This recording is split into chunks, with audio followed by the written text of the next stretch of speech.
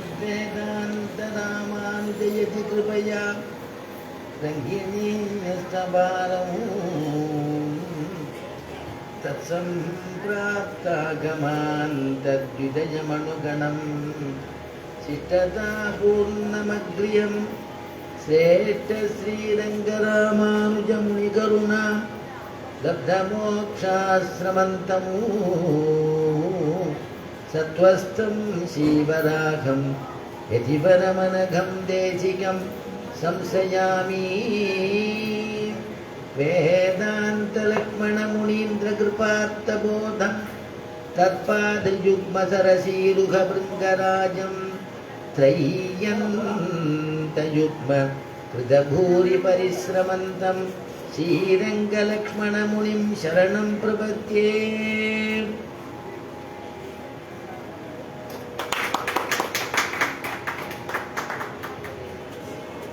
श्रीमान् वेङ्कटनाथार्यः कवितार्किककेसरी वेदान्ताचार्यवर्यो मे सन्निधत्तां सदा हृदि दिशन्तु मे देव सदा द्वदीयाः कयातरङ्गानुचरा कटाक्षाः श्रोत्रेषु पुंसाममृतं क्षरन्तीं सरस्वतीं संसृत कामधेनुः त्वत्प्रेयसश्रवणयोः अमृतायमानां तुल्यां त्वदीयमणिनूपुरसिञ्चितानां गोदे त्वमेव जननि त्वदभीष्टमार्गां वाचं प्रसन्नमधुरां मम संविदेहि। वन्दे वृन्दावनचरं वल्लवी जनवल्लभं जयन्ती सम्भवं धाम वैजयन्ती विभूषणौ नीला तुङ्गस्तनगिरितटी शुद्धमुद्बोध्य कृष्णं पारार्च्यं स्वं श्रुतिसदशिरं सिद्धमध्याभयन्ती सोच्छिष्टायां सजनिगलितं या बलात्कृत्य भुङ्क्ते गोदा तस्यै नमयितमिदं भूय एवास्तु भूयः अन्नवयल புதுவையாண்டாளரங்கற்கு பண்ணே திருப்பாவை பல்பதியம் இன்னிசையால் பாடிக் கொடுத்தாள் நற்பாமாலை பூமாலை சூடிக் கொடுத்தாளை சொல்லு சூடிக் கொடுத்த சுடர் கொடியே தொல்பாவை பாடி அருள வல்ல பல்வளையாய் ஆடி நீ வேங்கடவர்க்கு என்னை விதி என்ற இம்மாற்றமோ நான் கடவா வண்ணமே நல்கு அசாத்திய சாதக சுவாமின்னே அசாத்தியம் தவ கிம்பத ராமதூத கிருபா சிந்தோ மத்காரியம் சாதய பிரபோ.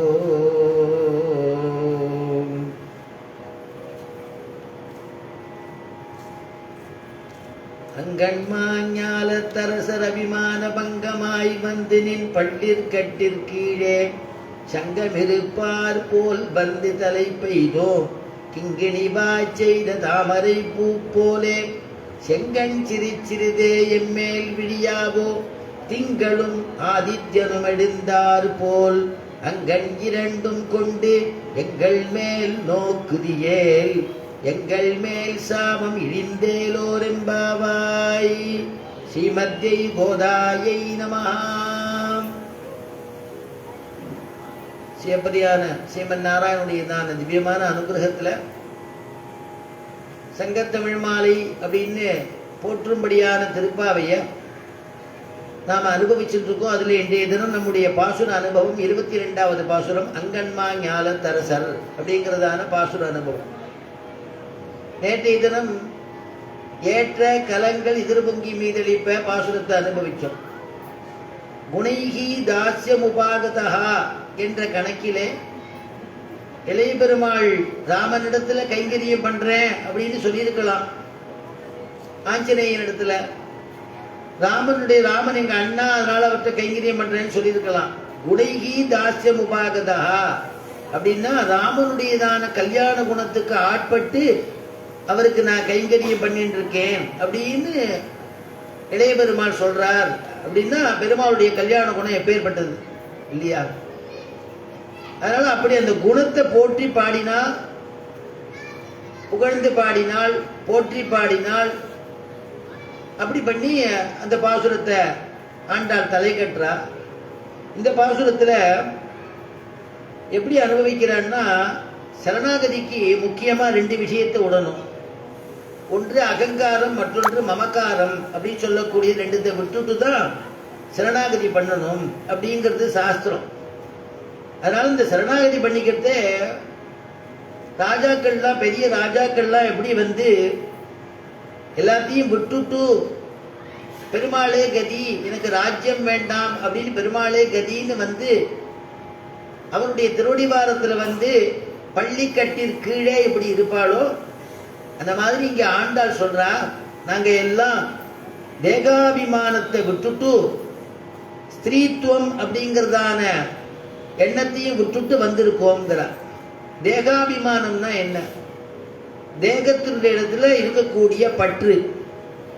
தேகமே ஆத்மான்னு நினைக்கக்கூடியது. தேகம் வேறு, ஆத்மா வேறு.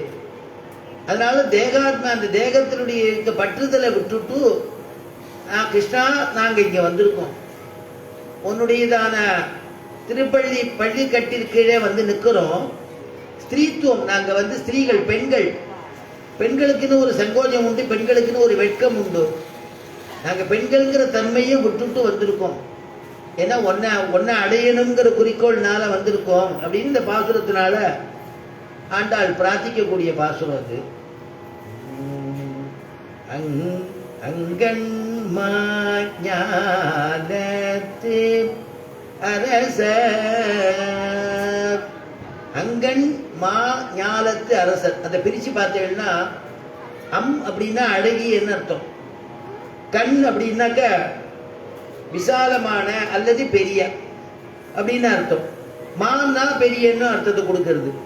ஞானம்னா பூமின்னு, அந்த பூமியை ஆளக்கூடிய பெரிய அரசர்கள் கூட அபிமான பங்கமாய் உன்னிடத்துல அகங்கார மமக்காரத்தை விட்டுட்டு உன்னுடைய பள்ளிக்கட்டிற்கு கீழே எப்படி வந்து நிற்கிறாளோ, எப்படி வருவாளோ, எப்படி வந்து சரணாகதி பண்ணிக்கிறாளோ அந்த மாதிரி நாங்க வந்து தேகம் வேறு ஆத்மா வேறு அப்படின்னு நாங்க வந்து இது தெரியாதவா, பிரமிச்சு போயிருக்கோம், எங்களுக்கு தெரியாது. அப்படி இருந்து கூட நாங்க தேகாத்ம அபிமானத்தை விட்டுட்டு ஸ்திரீத்துவம் அப்படிங்கிறதான பெண்கள் அப்படிங்கிறதையும் விட்டுட்டு வந்து நிற்கிறோம்ன்ற. அப்படி இந்த மாதிரி ராஜாக்கள்லாம் வந்திருக்காளா. சிற்றரசுகள் இருந்தா கூட, சிற்றரசு ஒரு ஆண்டு இருக்கக்கூடிய ஒரு ராஜாவுக்கு கூட அகங்காரம் மமக்காரம் வந்துடும், ராஜ்ய பரிபாலனை பண்றதுனாலேயே வந்துடும். பேரரசர்கள்லாம் வந்து பெருமாள்கிட்ட வந்து விழறாளே எப்படி, அது மாதிரி விழுந்திருக்காளா அப்படின்னா அதுக்கு பிரமாணத்தை நம்முடைய வியாக்கியாதாக்கள் அனுபவிக்கிறார். யாரு சொல்றா அப்படின்னா, மகாபாரதத்துல யுத்தம் தான் அப்படிங்கிறது முடிவாயிடுது. கிருஷ்ணன் தூது போய் சமாதானப்படுத்தணும்னு போறான். கிருஷ்ணன் வந்து தூது போனானே தவிர யாரும் சமாதானம் ஆகல. யுத்தம் தான் முடிவாயிடுச்சு. கிருஷ்ண பரமாத்மா என்ன பண்ணலாம்னு யோசனை பண்ணிட்டு இருக்கார். நித்திரை பண்ற மாதிரி படுத்துட்டு இருக்கார் அவருடைய இடத்துல. அர்ஜுனன் என்ன பண்றான், கிருஷ்ணன் இடத்துல உத்தரவு கேட்போம், ஏதாவது உதவி கேட்போம், யுத்தம்னு ஆயிடுத்து, கிருஷ்ணன் ஏதாவது உதவி கேட்போம் அப்படிங்கிறதுக்காக கிளம்பி போறான் பார்க்கறதுக்காக. கோயில் வாயில் காப்பான், கோயில் அந்த கிருஷ்ணன் இருக்கக்கூடிய இடத்துல வாசல் காப்பான். அவன் சொல்றான், கிருஷ்ணன் இப்பதான் ராஜா இப்பதான் தூங்கிட்டு இருக்கார், அதனால கொஞ்சம் வேணா பக்கத்துல வேணா உட்கார்ந்துக்குவோங்கிறார். கிருஷ்ணனுக்கு தெரியும் வரப்போறான்னு, நம்மளை தேடிட்டு வரப்போறான்னு. கிருஷ்ணன் சேனிச்சுட்டு இருக்கக்கூடிய மேல ஒரு ஆசனம், தலைக்கு மேல ஒரு ஆசனம் போட்டிருக்கான். அவருடைய திருவடிவாரத்துக்கு கீழே ஒரு ஆசனம் இருக்கு, 2 ஆசனம் இருக்கு. அர்ஜுனன் பார்த்தா உள்ள நுழையலாம். ஆகா, கிருஷ்ணன் தூங்கிட்டு இருக்கான், நாம வந்து கண்ணனை தொந்தரவு பண்ணக்கூடாது. கண் மலர்ந்த விட்டு அவர் விழித்த விட்டு நம்ம அவரிடத்துல பிரார்த்திக்கலாம் அப்படின்னுட்டு கண்ணனுடைய இதான திருவடிவாரத்தில் இருக்கக்கூடிய ஒரு ஆசனத்துல வந்து உட்கார்ந்துட்டான் அர்ஜுனன். உட்கார்ந்தவன் திருவடியே பார்த்துட்டு இருக்கான். செக்கச்செவேன்னு இருக்கக்கூடிய திருவடி, மென்மையான திருவடி, தாமரை போன்றதான திருவடி, சங்கரேக, சக்கரரேக, பத்மரேக, முசலரேக, வஜ்ரரேக, இப்படி ரேகையெல்லாம் ஓடிட்டு இருக்கக்கூடியதான திருவடி. அந்த திருவடியை பார்த்தா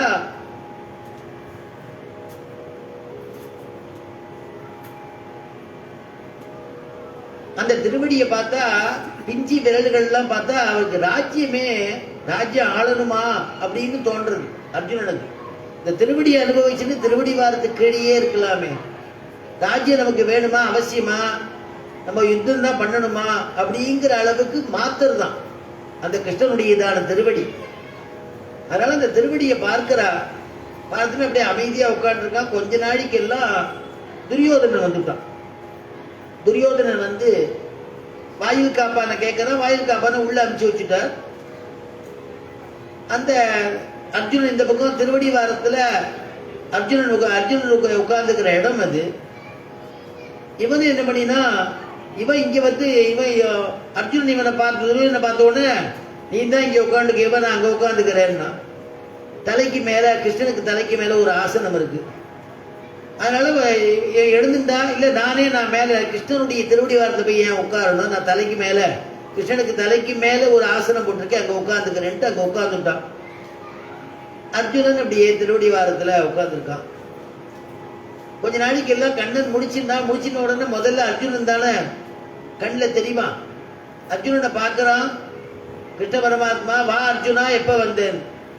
உடனே பின்னாடி ஒரு குரல் கேட்கறது, நானும் வந்து உட்காந்துருக்கேன் அப்படின்னு ஒரு குரல் கேட்கறது. யாருப்பா? முன்னாடி வா, பின்னாடி இருந்தா எனக்கு எப்படிப்பா தெரியுங்கிறான் கிருஷ்ணன்.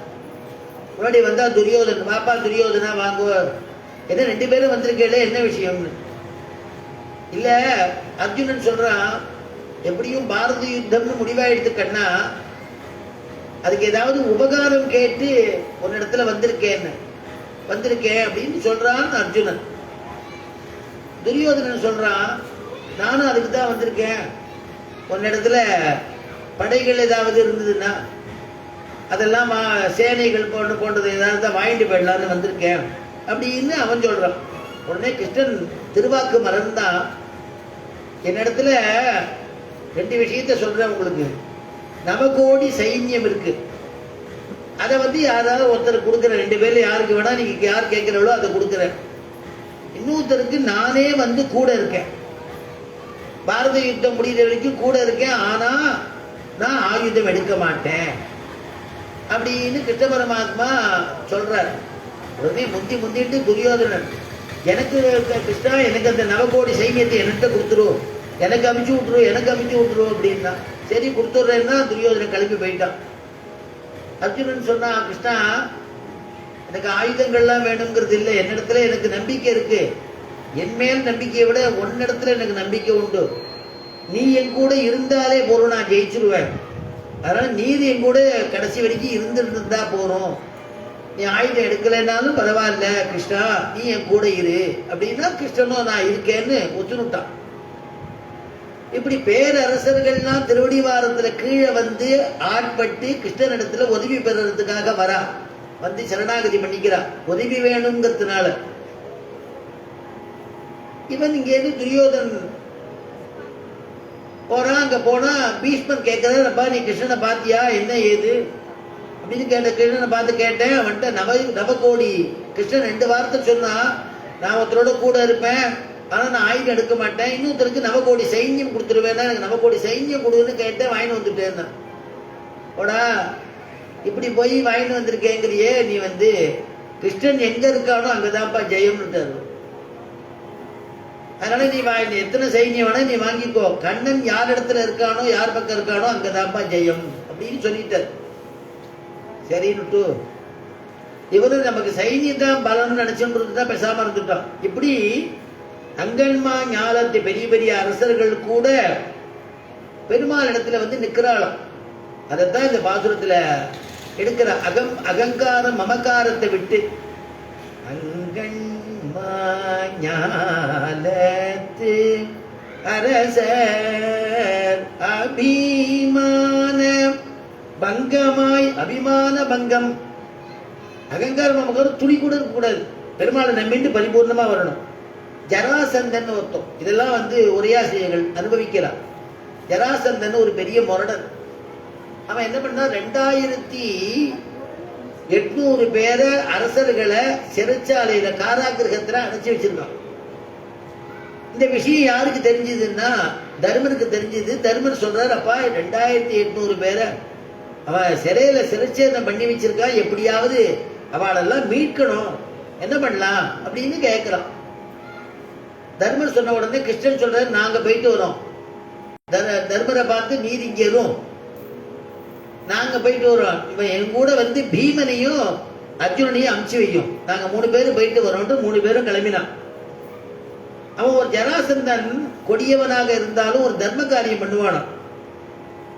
தினம் போது விடிஞ்ச உடனே ஸ்நானம் பண்ணிட்டு நிறைய பேருக்கு தான தர்மங்கள் நிறைய தானம் பண்ணுவானா. 84 வகையான தானம் பண்ணுவான் பிராமணாளுக்கு. ஏன்னா தானம் கொடுக்கறதோ தானத்தை பெற்றுக்கிறதோ யாருக்கு அதிகாரம்னா பிராமணாளுக்கு தான். அத்தியனம் அத்தியாபனம். அத்தியனம் பண்றதோ அவதான். வேதாத்தியனம் உபநயனம் ஆயிருந்தா தானே வேதாத்தியனம் பண்ண முடியும். அத்தியாபனம்னு சொல்லி வைக்கிறது அவளால தான். யஜனம் யாஜனம். யஜ்யம் பண்றது, யஜ்யம் பண்றேன்னு சொல்றவாளுக்கு செய்விக்கிறது, பிரகஸ்பதி ஸ்தானத்துல இருந்து செய்விக்கிறது. தானம் பிரதிகிரகம். தானம் வாங்கிறதும் பிராமணோத்தமால் தான் வாங்கணும். பிரதிகிரகம் வாங்கிறது அவதான் வாங்கணும். தானம் கொடுக்கறதும் பிராமணா தான் கொடுக்கணும். பிராமணாளுக்கு கொடுக்கணும். அப்பதான் செல்லுபடியாகும். ஏன்னா தேவதைகள்லாம் அவள்கிட்ட தான் இருக்கா. அத்தியனம் பண்ண பிராமணாள்கிட்ட தான் தேவதைகள்லாம் இருக்கா. தன்மந்திரம் பிராமணாதீனாம் பிராமணாக மம தேவதாங்கிறான் கிருஷ்ண பரமாத்மா. தெய்வாதீனந்து ஜெகத் சர்வம் மந்திராதீனந்து தெய்வதம் தன்மந்திரம் பிராமணாதீனாம் பிராமணாக மம தேவதாக அப்படிங்கிறார். சர்வ ஜகத்தும் யாருக்கு அதீனமா இருக்குன்னா தெய்வத்துக்கு அதீனமா இருக்கு. தெய்வாதீனந்து ஜெகத் சர்வம். சரி, அந்த தெய்வம் யாருக்கு அதீனமா இருக்கு? மந்திராதீனந்து தெய்வதம். மந்திரத்துக்கு அதீனமா இருக்கு. ஒரு மந்திரத்தை சொல்லி ஒரு ரிக்க சொல்லி அஸ்மின் கும்பே வருணம் தியாயாமி வருணம் ஆவாகயாமின்னு வருணன் அங்க வந்துடுறார். நம்ம அப்படிதான் நினைக்கிறோம். லட்சுமி நாராயணன் தியாயாமி லட்சுமி நாராயணன் அங்க வந்துடுறார். ஜபிக்கிறதுக்கு ஜலத்துல ஜலரூபமா நிக்கிறார். ஜலநாராயணனா நிக்கிறார். நைமிசாரண்யம் போனேன்னா வடநாராயணனா இருக்கார், வனஸ்வரூபி. நைமிசாரண்யம்ங்கிற திவ்ய தேசத்துல மந்திராதீனந்து தெய்வதம். அந்த மந்திரம் யாருக்கு அதீனமா இருக்குன்னு கேட்டா தன் மந்திரம் பிராமணாதீனாம்.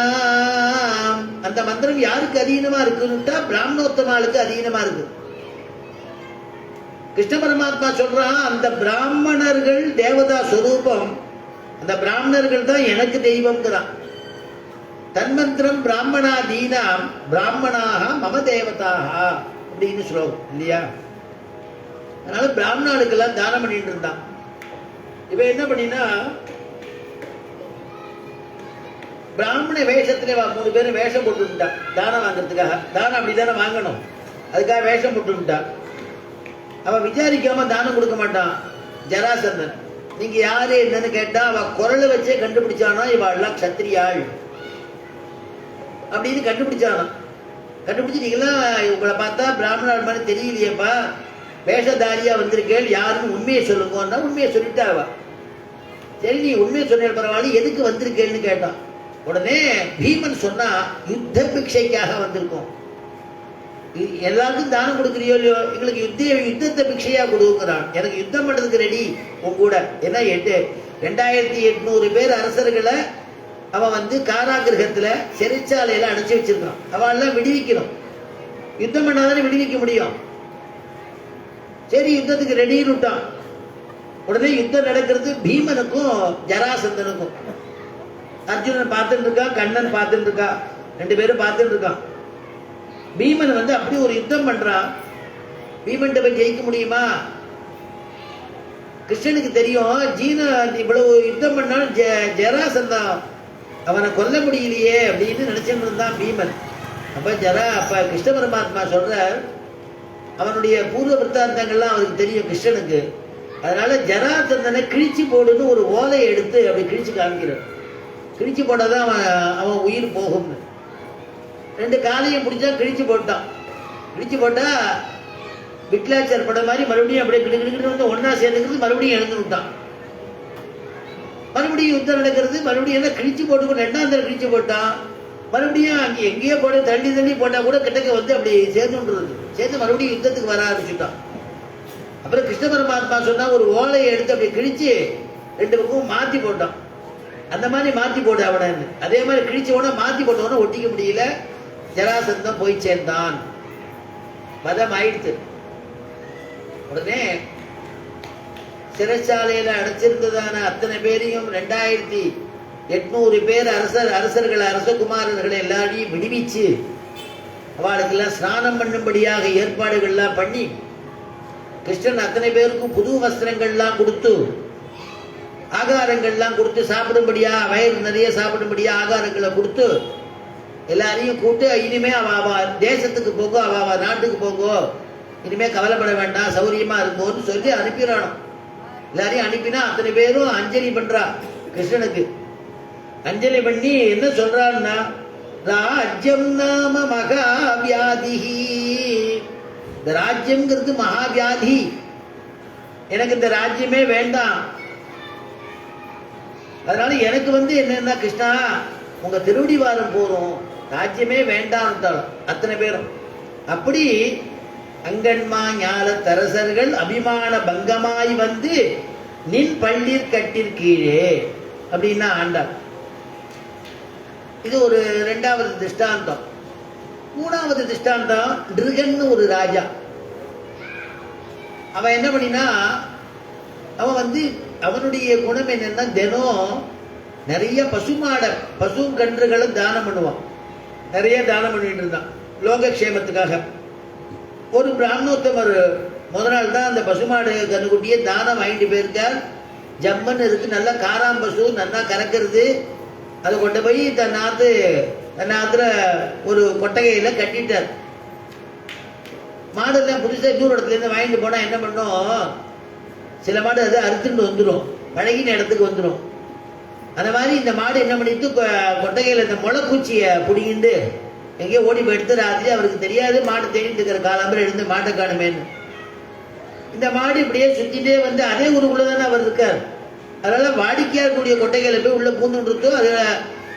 அதுகளுக்கு பக்கத்தில் இருக்கிற மாடுகளோட அங்க இருந்துட்டு இருக்கு, ஆகாரத்தை சாப்பிட்டு அங்க இருந்துட்டு இருக்கு.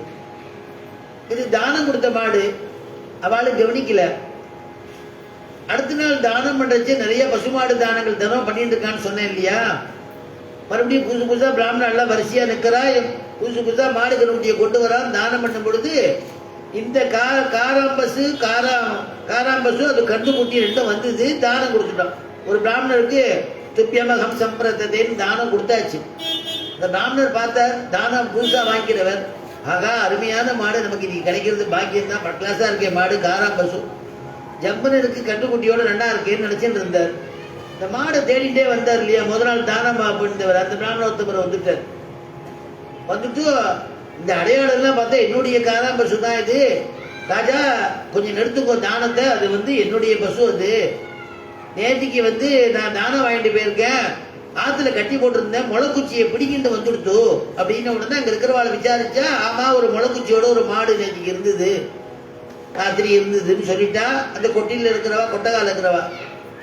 உடனே அவர் சொன்னார், ராஜா இவர் இந்த பிராமணோத்தவருக்கு நான் தானம் பண்ணிட்டேன்பா, உனக்கு வேற மாடு தரேன். எனக்கு வேற மாடுதான் வேண்டாம், சாஸ்திரோக்தமா தானம் பண்ண மாடு எனக்கு அந்த மாடு தான் வேணுங்கிறார். முதல் நாள் வாங்கிட்டு போன பிராமணர்.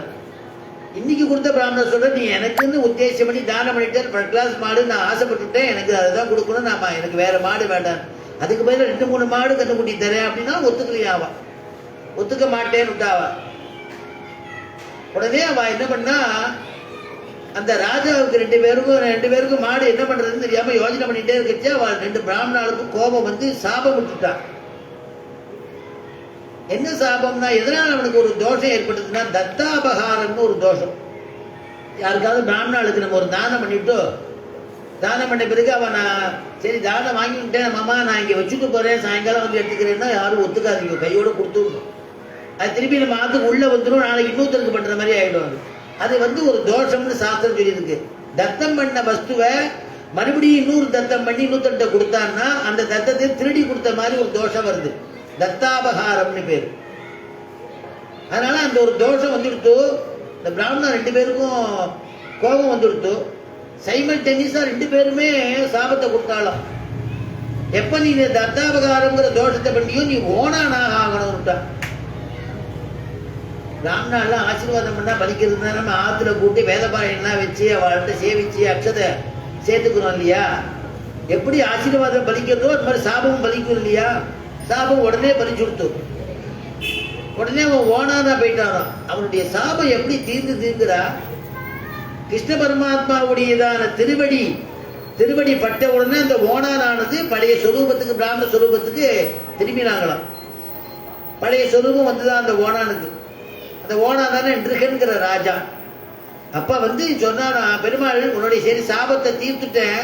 கண்ணன் சொல்றான், உன் சாபத்தை தீர்த்துட்டேன், என்ன காரணம்னால நீ ஓனானால எனக்கு தெரியும், நீ பழையபடி ராஜ்யத்தை பரிபாலனை பண்ணிட்டு க்ஷேமமாறு அப்படின்னானோ. உடனே அவன் கை கூப்பினா பெருமாள் கிருஷ்ணனுடைய திருவடி வாரத்துல விழுந்தான். அபிமான பங்கமாய் வந்து திருவடியில விழுந்து எனக்கு ராஜ்யமே வேண்டாம் கிருஷ்ணா, உன் திருவடி போறோம்னா. அதைத்தான் இங்க ஆண்டாள் சொல்ற. அங்கண் மாஞாலத்து அரசர் அபிமான பங்கமாய் வந்து நின் பள்ளிக்கட்டிற் கீழே. பள்ளிக்கட்டிற்கு எப்படி இருக்கலாம்? சங்கம் இரு பார்போல் வந்து தலை பெய்தோம். சங்கம் இரு பார்போல் வந்து தலை பெய்தோம். எல்லாரும் வந்து பெருமாள் திருவடி வாரத்திலிருந்து சரணாகதி பண்ணிக்கிறாளாம், ராஜ்யம் வேண்டான்னு. நம்மாழ்வார் ஒரு கதை சொல்றார். மேல்கோட்டைங்கிற ஒரு க்ஷேத்திரம். மேல்கோட்டையில எல்லாமே ஒரு காலத்துல வந்து ராஜாக்கள் தானே பரிபாலனை பண்ணிட்டு இருந்தா. நம்ம ஸ்ரீரங்கத்திலாம் கூட ராஜாக்கள் தானே பரிபாலனை பண்ணிட்டு இருந்தா. இந்த மேல்கோட்டையில ஒரு ராஜா, அவன் ராஜா பரிபாலனை பண்ணிட்டு இருந்தான். பண்ணிட்டு இருக்கும் பொழுது 7 சத்துருக்கள்னால திடீர்னு ஒரு படையெடுப்பு, ராஜ்யத்தெல்லாம் இழந்துட்டான். ராஜ்யத்தை இழந்து சொத்தை இழந்து அவன் வந்து விரட்டப்பட்டான் ராஜ்யத்திலிருந்து. ஆனா அவனுக்கு போக்கட வேற வழி தெரியல. அதே மேற்கோட்டையிலேயே ஒரு இடத்துல இருந்துட்டு இருந்தான். பகல் பூர்த்தியா வெளியில யாருக்கிட்டையும் பட முடியல, ராஜா ஒல்லியோ, அதனால எல்லாம் கண்டுபிடிச்சிருவாளேங்கிறதுக்காக. இரவு போது மட்டும் அவன் சாப்பிட்றதுக்கு ஏதாவது, வயிறு பசிக்குமே, சாப்பிட்றதுக்கு ஏதாவது வேணுமே, அதனால கரிய உடம்பெல்லாம் பூசிட்டு கையில ஒரு பானையை எடுத்துட்டு இரவு நேரத்துல, அந்த காலத்துல கிராமத்துல லைட் எல்லாம் இருக்காது, அவ ஆத்துல ஒரு சிம்மினி விளக்கோ ஒரு விளக்கு தானே கொளுத்தி வச்சுட்டு இருப்பா. அந்த மாதிரி சமயத்துல போய் ராப்பிச்சை கேட்டு வயிறை வளர்த்துட்டு இருந்தான், சாப்பிட்டு இருந்தான். ஒரு நாள் பானையை எடுத்துட்டு போகும் பொழுது இரவு நேரம் உடம்பெல்லாம் கறி, மூஞ்சியெல்லாம் கறி பூசி விட்டான், அடையாளம் தெரியாதபடிக்கு. அப்படி போயிட்டே இருக்கும் பொழுது கீழே அமாவாசை இருட்டு, கீழே வேற ஒரு கருப்பு நாய் படுத்துட்டு இருக்கு. நாயை பார்க்கல, மறிச்சுட்டான். மறிச்ச உடனே அது விரட்ட ஆரம்பிச்சுடுத்து, அவனை கடிச்சு கொடுத்து கத்த ஆரம்பிச்சா. அவ விளக்கெல்லாம் ஏற்றி பார்க்கறா, என்ன நடந்தது, என்னது, நாய் இருக்கு, யாரோ அந்நிய மனுஷன் யாரோ உள்ள வந்திருக்கா போல இருக்கு, திருடனோ என்னமோன்னு பார்த்தா. அவனை பார்த்தா யாருன்னு என்ன ஏதுன்னு பார்த்தா ராஜா. அட ராஜா, நம்ம தேசத்து ராஜா. ராஜாவுக்கு இப்படி நிலைமை வந்துடுத்தேன்னு எல்லாரும் சிரிக்கிறாளும். அதுக்கெல்லாம் ஆழ்வார் சொல்றார், சுவாமி நம்மாழ்வார் அந்த மாதிரிலாம் வரத்துக்கு முன்னாடி, அந்த மாதிரிதான் அவமானத்தை அனுபவிக்கிறதுக்கு முன்னாடி பெருமாள்கிட்ட பக்தி பண்ணி பெருமாளிடத்துல பெருமாளை சிந்திச்சுன்றது அப்படிங்கிறது. ஒரு நாயகமாய் ஓட உலகுடனாண்டவர், ஒரு நாயகமாய் ஓட உலகுடன் ஆண்டவர், கருநாய் கவர்ந்த காலர் சிதகிய பானையர். கையில இருக்கிற பானையெல்லாம் விழுந்து உடஞ்சி போயிடுத்தான். அதனால இந்த அல்ப சுகத்துக்கு ஆசைப்பட்டு இதை பண்ணிட்டு இருக்காத, பெருநாடு காண. பெருநாடுன்னா வைகுண்டம். இம்மையிலே பிச்சைதான் கொள்வர். இப்பயே நம்ம பெருநாட்டுக்கு வேணுங்கிறதான பகவன் நாம சொல்லணும், வேதாத்தியனம் பண்ணணும், அருளிச்செயலை சேவிக்கணும், ஸ்ரீமத் ராமாயணத்தை பாராயணம் பண்ணணும், என்னென்ன முடியுமோ பக்தி காரியங்கள்லாம் பண்ணணுமா. பெருநாடு காண இம்மையிலே பிச்சைதான் கொள்வர், திருநாரணந்தாள் காலம் பெற சிந்தித்து உய்மினோ. திருநாரணன் பேர், மேற்கோட்டைக்கு பெருமாளுக்கு பேரு திருநாராயணன், செல்லப்பிள்ளைன்னு பேர், திருநாராயணன் பேர். திருநாராயணன் தாள் அவனுடைய திருவடி காலம் பெற சிந்தித்து உய்மினோ. நல்ல காலம் பிறக்கணும்னா அவன் திருவடி வாரத்துல சிந்திச்சுண்டு உய்ந்து போங்கோ அப்படின்னு சுவாமி நம்மாழ்வார் சாதிக்கிறார். அதனால அவனுக்கு என்ன, நமக்கு என்ன தோன்றா, பெருமாளும் ஆழ்வார் என்ன காமிக்கிறா, எதுவுமே வேண்டாம், பெருமாளுடைய திருவடி வாரத்தை போய் பிடிச்சுக்கோங்கிற. அதனால இங்க சொல்லும் பொழுது மாஞாலத்து அரசர்கள், அங்கன்மா ஞாலத்து அரசர்கள் எல்லாத்தையும் விட்டுட்டு, அகங்கார மமகாரத்தை விட்டு பங்கமாய் வந்து நின் பள்ளிர் கட்டின் கீழே சங்கம் ஒரு கூட்டமா இருக்கலாம். சங்கம் இது பார்ப்போர் வந்து தலை பெய்தோ, சங்கம் இரு பார்ப்போல் வந்து தலை பெய்தோ. அப்பா நீ எப்படி பார்க்கணும் தெரியுமா என்ன? அடுத்த பதத்தில் சொல்ற ஆண்டாள், கிங்கிணி வாய் செய்த தாமரை பூ போலே. நீ என்னது எப்படி பார்க்கணும் தெரியுமா?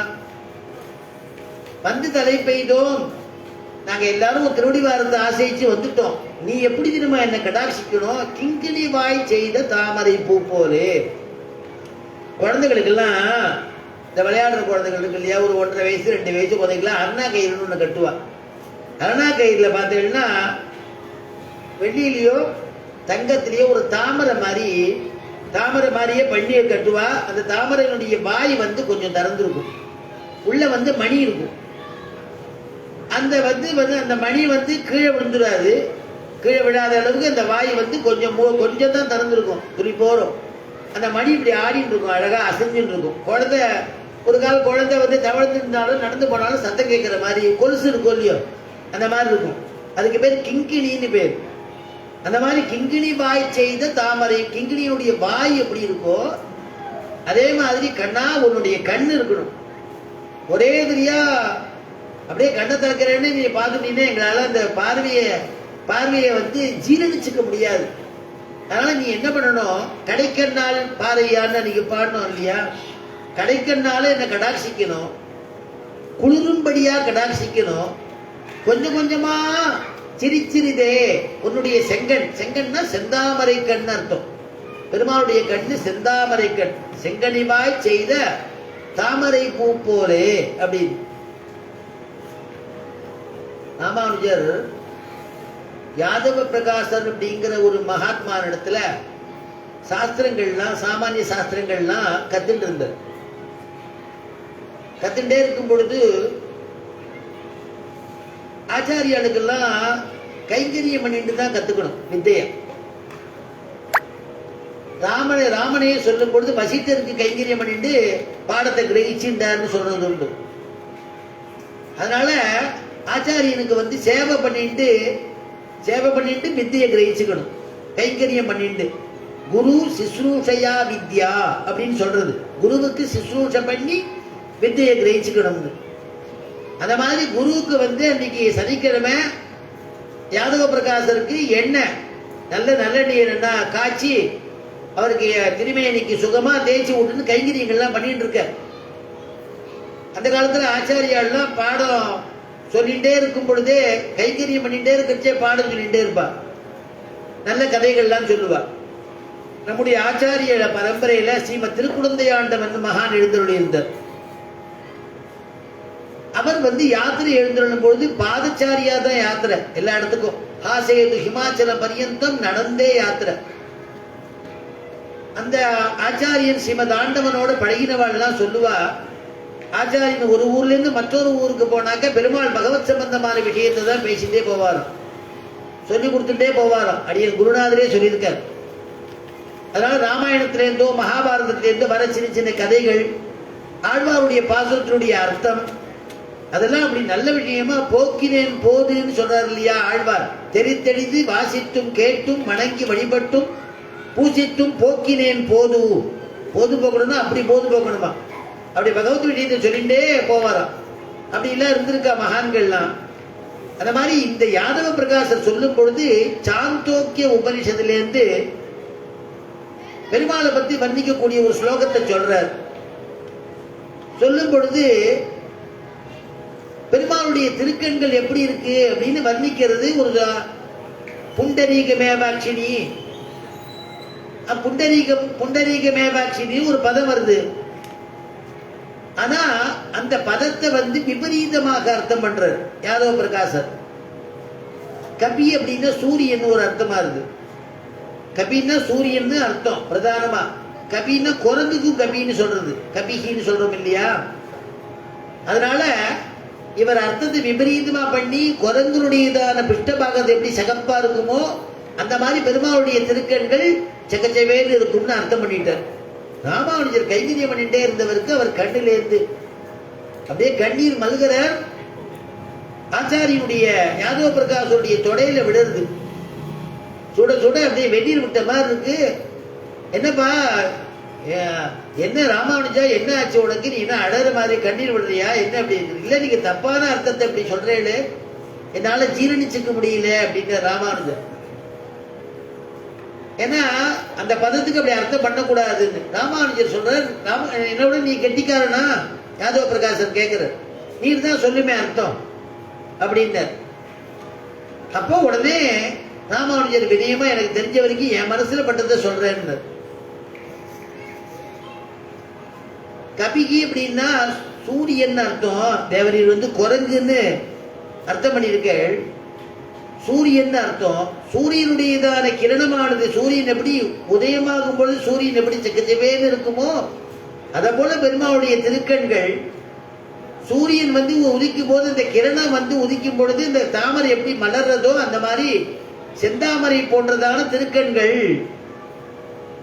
அப்படின்னு அவர் கப்பியாசம் புண்டரீகமேவ அக்ஷினி அப்படிங்கிற பதம். கபி ஆசம் அப்படின்னு அவர் அர்த்தம் எடுத்துக்கிட்டார் யாதவ பிரகாசர். ராமானுஜர் கப்பியாசம் புண்டரீகமேவ அக்ஷினிக்கு சரியான பொருளை சொன்னார். அக்ஷினா கண்ணு, புண்டரீகம் போல தாமரை போன்றதான கண்ணு சூரியன் கிரணம் பட்டு அது கொல்லுன்னு புஷ்பிக்கிறது அப்படின்னு அர்த்தத்தை சொல்லி சொல்றார். அப்படி ஒரு ராமானுஜர் சொன்னாராம். அந்த அர்த்தத்தை சொன்னோன்னா அவளுக்கு பரம சந்தோஷமா போயிடுத்தோம். ஏன்னா பெருமாளுடைய திருக்கணம் பெறப்பட்டது. அதைத்தான் இங்க ஆண்டாள் அனுபவிக்கிறார். செங்கல் சிறு சிறிதே எம்மேல் விழியாவோ. செங்கன் சிரிச்சிருதே. பெருமாளுடைய கண்ணு செந்தாமரை போல செங்கன். கிங்கிணி வாய் செய்து தாமரை பூ போல. அந்த கிங்கிணி வாய்ப்பட்டிருக்கிற தாமரை எப்படி இருக்கோ அந்த மாதிரி உன்னுடைய கண்ணு ஒரு தாமரை. அந்த தாமரை நீ கொஞ்சம் கொஞ்சமா பார்க்கணும், வேகமா திறந்து பார்த்துடாதபடிக்கு கொஞ்சம் சிரிச்சிருதே எம்மேல் விழியாவோ அப்படிங்கிற. செங்கன் சிரிச்சிருதே எம்மேல் விழியாவோ.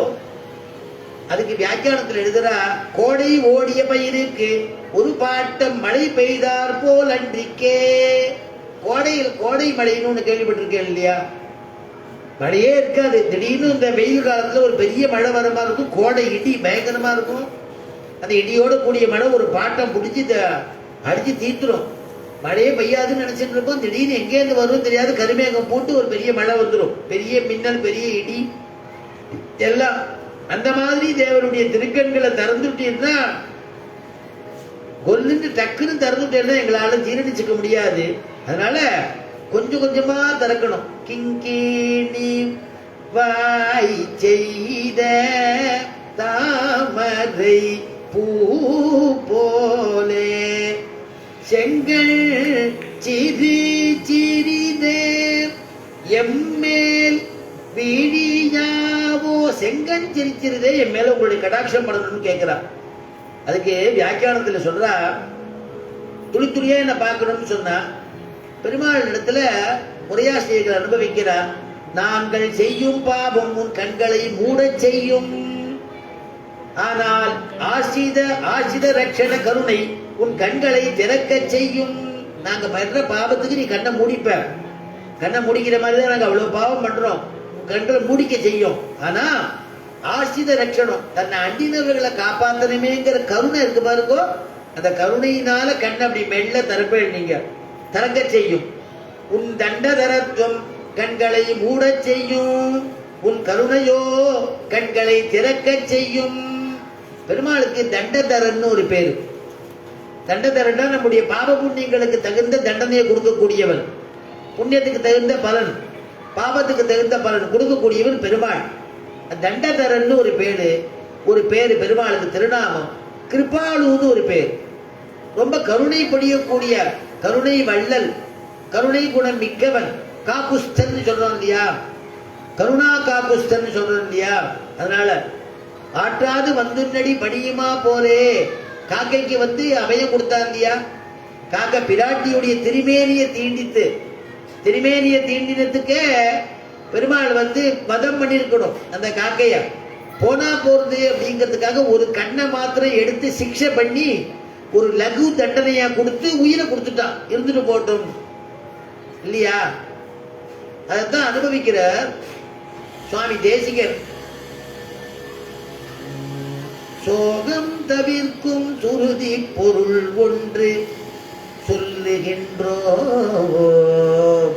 சோகம் தவிர்க்கும் சுருதி பொருள் ஒன்று சொல்லுகின்றோ.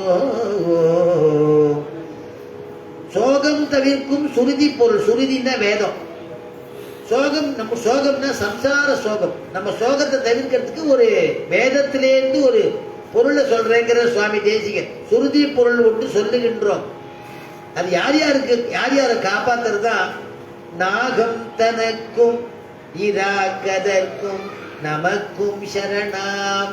நாகம் தனக்கும் தேவர்களுக்கும் ராட்சதர்களுக்கும் நம்ம போல இருக்கக்கூடிய ஜீவகோடிகளுக்கும் சரணடைஞ்சா அவனை சரணடைஞ்சா நமக்கு அந்த அனுகிரகம் கிடைச்சிருமா. அந்த பொருளை சொல்லி சரணடைஞ்சா போருமா, அவனுடைய திருநாமத்தை. ஆகண்டலன் மகனாகிய ஆவடி பெரியதோர். ஆகண்டலன்னா ஜெயந்தனுக்கு ஆகண்டலன்னு பேரு, இந்திரனுக்கு ஆகண்டலன்னு பேரு.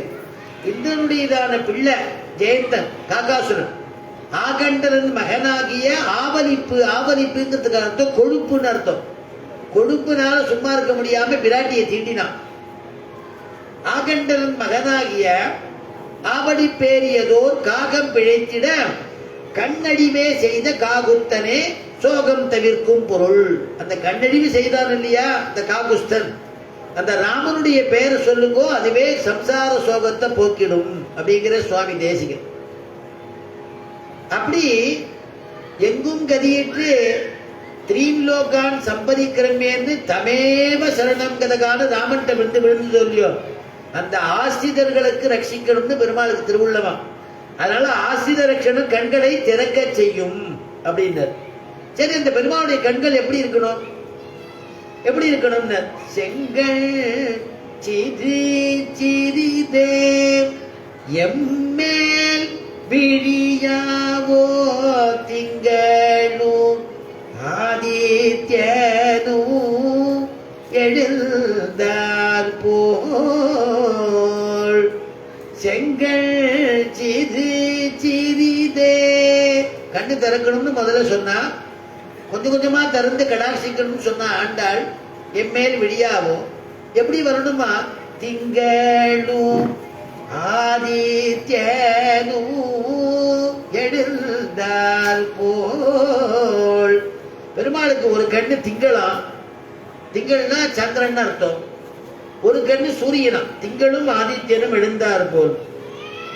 இதுக்கு சுவாபதேசம்னு ஒண்ணு இருக்கு. இந்த ரெண்டுத்துக்கும் சுவாபதேசம் பார்த்தோம்னா,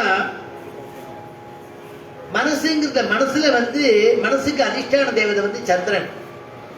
வேதம் சொல்றது இல்லையா, சந்திரமா மனசோ ஜாதா சக்ஷோ சூரியோ அஜாயதா. மனசுக்கு அதிஷ்டான தேவதை சந்திரன். அதனால மனசுன்னு ஒரு கண்ணு இருக்கான். ஆழ்வாரும் சொல்றார், நெஞ்சி என்னும் உட்கண்ணால் காண உணர்ந்து. ஏதாவது தப்பு பண்ணிட்டு இல்லைன்னு சாதிச்சாருன்னா, உன் மனசை தொட்டு சொல்லு நீ பண்ணலன்னு அப்படின்னா மனசுல ஒரு கண்ணு இருக்கு. அதனால மனசை தொட்டு சொல்லும்போது அவன் பொய் சொல்ல மாட்டான்னு ஒரு நம்பிக்கை. உன்னுடைய மனசை நெஞ்சில கை வச்சுட்டு சொல்லு அப்படின்னு சொல்றது இல்லையா? அதனாலதான் அந்த சந்திரன் அதிஷ்டான தேவதை மனசுக்கு அங்க ஒரு கண்ணு இருக்கான். அப்புறம் சக்ஷோ சூரியோ, சூரியன் ஒரு கண்ணு. லோகத்துக்கே கண்ணு சூரியன். லோகத்துக்கு கண்ணு எதுன்னா சக்ஷுஷ். சக்ஷுஷ்னா கண்ணு. லோகத்துக்கே கண்ணு சூரியன் தான். அந்த சூரியன் தான் நமக்கு கண்ணுக்கு பிரகாசத்தை கொடுக்கிறது. அதனால ஆதித்யன் ஒரு பெருமாளுக்கு ஒரு மனசுல ஒரு கண்ணு, வெளியில ஆதித்யன் கண்ணு. அதனால நீ உள் மனசுனாலையும் வெளியினாலையும் ரெண்டு கண்கள்னாலையும் என்ன பாரு, கடாட்சிக்கிறதுன்னு ஒரு அர்த்தம். அதைத்தான் சொல்ற ஆண்டாளிங்க. திங்களும் ஆதித்யனும் எழுந்தார் போல் போல் அங்கள் இரண்டும் கொண்டு எங்கள் மேல் நோக்குதியங்கள் இரண்டும் கொண்டு. அந்த கண்ணு ரெண்டு இருக்கு இல்லையா? அந்த ரெண்டு கண்கள்னாலையும் மனசுனாலையும் உள் மனசுனாலையும் என்ன கடாட்சிக்கணும், வெளியில இருக்கக்கூடிய கண்ணுனாலையும் கடாட்சிக்கணும். தேவனுக்கு ரெண்டு கண்ணும் சந்திர சூரியாள், அதனாலையும் கடாட்சிக்கணும். அங்கனி ரெண்டும் கொண்டு எங்கள் மேல் நோக்குதியேல். அந்த மாதிரி நோக்கினா என்ன ஆகும்னா, எங்கள் மேல் சாபம் இழிந்தேலோர் என்பாவாய். எங்கள் மேல இருக்கக்கூடியதான சாபமானது, அந்த சாபமானது நிவர்த்தி ஆயிடும் அப்படிங்கிற. இப்போ பாபம்ங்கிறது வேற, சாபம்ங்கிறது வேற. பாபம் அப்படிங்கிறது என்னன்னா, நம்ம பண்ணிருக்கிற பாபத்துக்கு எல்லாம் பிராயச்சித்தம் பண்ணா பாபம் போயிடும். சில பாபங்கள் பகவன் நாமா சொல்றதுனாலேயே பாபங்கள் போயிடுறதுங்கிறோம். சில க்ஷேத்திரத்துக்கு போனா பாபங்கள் மறைஞ்சு போயிடுறதுன்னு சொல்றோம். அந்த மாதிரி பாபம் வேறு, சாபம் வேறு. சாபம் எப்படி போகும்னா, பெருமாளுடைய திவ்ய கடாட்சத்தினாலதான் போகுமா பாபம்ங்கிறது. பாபம்ங்கிறது தானம் பண்றதுனால பாபம் குறையலாம், குறைஞ்சிரும். பிராயச்சித்தங்கள் பண்ணா குறைஞ்சிரும். சாபம்ங்கிறது பகவானுடைய திவ்யமான கட்டாட்சம் நேர படணும், அப்பதான் சாபம் தீருமா. பிரம்மதேவனுக்கு சதுர்முகன்னு பேர் இல்லையா? நான்முக கடவுள்னு தமிழ்ல சொல்றோம். ஆக்சுவலா அவருக்கு 5 தலை இருந்தது. பிரம்மதேவனுக்கு 5 தலை இருந்தது. 5 தலையில என்ன பண்ண, சிவபெருமான் என்ன பண்ண, ஒரு தலையை கிள்ளிட்டார். பிரம்மாவுடைய தலையை கிள்ளினதுனால பிரம்மகத்தி தோஷம் வந்துடுத்து சிவபெருமானுக்கு. பிரம்மாவுக்கு கோபம் வந்துடுத்து, சாபம் விட்டார். அந்த கிள்ளின தலைய கபாலத்தை, பிரம்ம கபாலத்தை கையை இப்படி உதறத, பிரம்ம கபாலம் கீழே விழமாட்டேங்கிறது, கையிலேயே ஒட்டி கொடுத்து. பிரம்மசாபம், பிராமண சாபம் அப்படின்லாம் சொல்றோம் இல்லையா? அதனால ஒட்டின்னு கொடுத்து. அப்போ இதுக்கு பிராயச்சித்தம் என்ன அப்படின்னு பார்த்தா, வியாக்கியானத்தில் அனுபவிக்கிறா. பிரம்மசாபம் தேவரி திருமார்பின் அமிர்ததாரையால் போகும். தேவரின் திருமார்பின், பெருமாளுடையதான திருமார்புல பக்ஷஸ்தல தாயார் இருக்கா இல்லையா? ஸ்ரீபக்ஷம் பக்ஷஸ்தலம் பெருமாளுக்கு மருன்னு சொல்லுவா இல்லையா? அங்க தாயார் எழுந்தொழி இருக்கா. வடிவாயினின் வலமார்பினில் வாழ்கின்ற மங்கையும் பல்லான். அந்த மருவுல இருக்கக்கூடிய தாயார், பக்ஷஸ்தலத்தில் இருக்கக்கூடிய தாயாருடையதான அமிர்ததாரையால் அவ பிச்சை போட்டா அந்த கபாலம் கீழே விழுந்துரும், போகும்னு சொல்லிட்டார். இவர் எல்லா இடத்துக்கும் அலைஞ்சு பார்க்கிறார் சிவபெருமான். எல்லா இடத்துக்கும் போய் பிக்ஷை வாங்கி பார்க்கிறார். இந்த கபாலம், கையில் இருக்கிற கபாலம் கீழே விழல. எந்த இடத்துல போனோம், கஷேத்திரத்துல போனோம்னு விழுந்ததுன்னா, திருக்கண்டியூர் அப்படிங்கிற ஒரு திவ்ய தேசம் தஞ்சாவூர் சமீபமா இருக்கு. இந்த பெருமாளுக்கே ஹரசாப விமோச்சன பெருமாள் அப்படின்னு சொல்றது. ஹரன்னா சிவபெருமான் அர்த்தம். ஹரனுடைய சாபத்தை போக்கின பெருமாள் ஹரசாப விமோச்சனன் அப்படின்னு பேர் இந்த பெருமாளுக்கு. அற்புதமான திவ்ய தேசம். அந்த திவ்ய தேசம், அந்த மாதிரி இருக்கக்கூடிய லட்சுமிபதியான எம்பெருமான்கள் வரிசையா தொடுத்து கொடுக்கிற திருமங்கையாழ்வார். அந்த மாதிரி பெருமாள்கிட்ட போய் நம்ம சேவிச்சோம்னா நம்முடைய சாபம் தீரும்னு இந்த பாசுரத்தில் சொல்ற. பிண்டியார் மண்டையேந்தி பிறர் மனை திரிதந்துண்ணு ஒண்டியான் பிண்டியார் மண்டையேந்தி பிண்டியார் மண்டையேந்தி பிறர் மனை திரிதந்துண்ணு ஒண்டியான் சாபம் தீர்த்த ஒருவனூர். சாபம் தீர்த்த ஒருவனூர் எங்க இருக்கு அந்த ஊர்னா நிறைய திவ்ய தேசங்களை சொல்றா. அந்த மாதிரி பெருமாள் கருணுடைய சாபத்தை தீர்த்த திவ்ய தேசங்கள் நமக்கு பிரம்மகத்தி தோஷம் ஏற்படுத்தினா அங்க போய் சேவிச்சா அந்த பிரம்மகத்தி தோஷம் நீங்கி போயிடுமா. உலகமே துங்கண்டியூர் அரங்கம் மெய்யமோ கட்சி பேர் மல்ல என்று மண்டினார் உய்யலல்லால் மற்ற யாருக்கு உய்யலாமே. உலகமே துங்கண்டியூர் திருக்கண்டியூர்ங்கிற திவ்ய தேசம் ஹரசாப விமோசன பெருமாள். உலகமே தும்மரங்கமும் நம்ம ஸ்ரீரங்கம் பெரிய பெருமாள் ரங்கநாதன் அவரை சேவிச்சாலும் நம்முடைய சாபங்கள் நிவர்த்தி ஆயிடுமா. உலகமே துங்கண்டியூர் உலகமே தும்மரங்கம் உலகமே தும் கட்சி காஞ்சிபுரம் உலகமே தும் பேர் திருப்பேர் திருப்பேர் நகர் அப்ப கொடுத்தான்னு சொல்றது. பெருமாள் ஆச்சரியமாக சயனிச்சுட்டு இருப்பார். அப்ப கொடுத்தான் இல்ல அந்த பக்தால் நம்மளை பார்க்காம போயிட போறாளோ அப்படிங்கிறதுனால எல்லாருக்கும் அனுகிரகம் பண்ணனேன்னு கிருபையினால இப்படி கையை காமிச்சுன்னு இருப்பார். நான் இங்கதான் படுத்துட்டு இருக்கேன் உள்ள வாப்பா அப்படின்னு கை காமிக்கிற மாதிரி இருக்கும். மூலவரை சேவிச்சேன்னா அப்படி பெருமாள் சயனிச்சுட்டு இருக்கக்கூடிய திவ்யமான திருக்கோலம். அதனால உலகமேத்தும் அரங்கமும் உலகமேத்தும் கட்சி உலகமேத்தும் பேர் உலகமேத்தும் கடல் மல்லை கடல் மல்லைங்கிறதான திவ்ய தேசம். மல்ல என்று மண்டினார் உய்யலல்லால் அந்த திவ்ய தேசத்துக்கெல்லாம் போனா நமக்கு பெருமாள் அவள் கவனிக்காம வேற யாரும் கவனிக்க போறா. உய்வதற்கு வழி அத்தனை பெருமாளிடத்துல போய் சரணாகதி பண்ணிக்க வேண்டியதுதான். உய்யலல்லால் மற்ற யாருக்கு உய்யலாமே சொன்னார் இல்லையா. அப்படி பிரம்மகத்தி பிரம்மனுடைய சாபம் யாருனால போட்டுதுன்னா அந்த ஹரசாப விமோசன பெருமாள் ஹிருதயத்துல தாயார் எழுந்தோடு இருக்காளே அந்த தாயார் பிக்ஷை போட்டாலும் அதனால அந்த கபாலம் நிறைஞ்சது தானா கபாலம் கீழே விட்டுடுத்தான் சிவபெருமானுக்கு.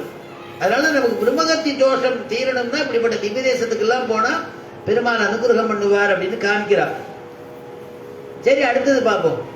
துர்வாச சாபம் பிராட்டி கடாட்சத்தாலே போகும் என்றபடி. துர்வாசர் இந்திரன் அடுத்த கதை அன்னைக்கே சொல்லிட்டே இருந்தாலும் ஒரு தடவை கொஞ்சம் ஞாபகப்படுத்துறதுக்காக கொஞ்சமா சொல்றேன். இந்திரன்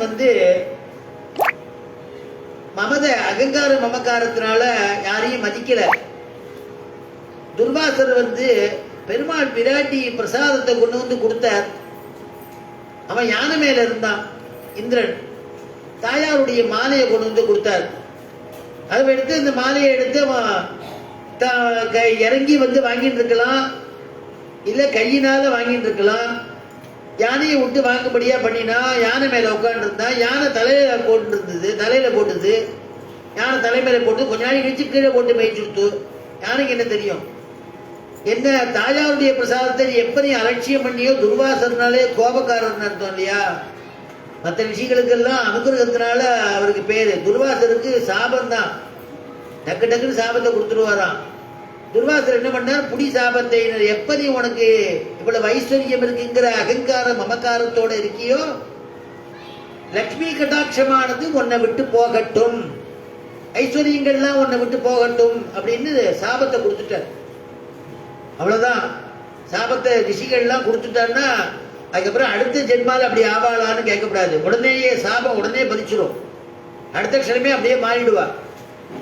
உடனே அதுக்கு என்ன பிராயச்சித்தம்னு கேட்டா, பிராயச்சித்தம் என்ன? தாயாருடைய கடாட்சம் மட்டும்தான் உனக்கு ஐஸ்வர்யங்கள்லாம் மறுபடியும் கூடணும்னு சொல்லிட்டா. அதனாலதான் அமிர்த மதன லீலை இன்னைக்கு அனுபவிச்சோம் இல்லையா. நேற்றுக்கு அனுபவிச்சோம். அந்த கூர்மாவதாரம் பெருமாள் கூர்மாவதாரமா இருக்க மேல மந்தார மலைய அந்த கூர்மத்துக்கு ஆமைக்கு மேல வச்சுட்டு இருக்கார். மேல ஒருத்தர் கையினால பிடிச்சிட்டு இருக்கார் பெருமாள். அத்தனை பேர் மேலேயும் ஆவேசிச்சு பாசுகிங்கிற நாகத்தை கொண்டு கடையிறார். அதுல அமிர்தம் வருது, எல்லாம் அனுபவிச்சோம் இல்லையா? அண்ணல் செய்து அலை கடல் கடைந்து அதனுள் கண்ணுதல் நஞ்சுண்ண கண்டவனே விண்ணவர் அமுதுன அமுதில் வரும் பெண்ணமுதுண்ட எம்பெருமானே ஆண்டாய் உனை காண்பதோர் அருளனுக்கு அருளுதியே வேண்டேன் மனை வாழ்க்கையை விண்ணகர் மேயவனே.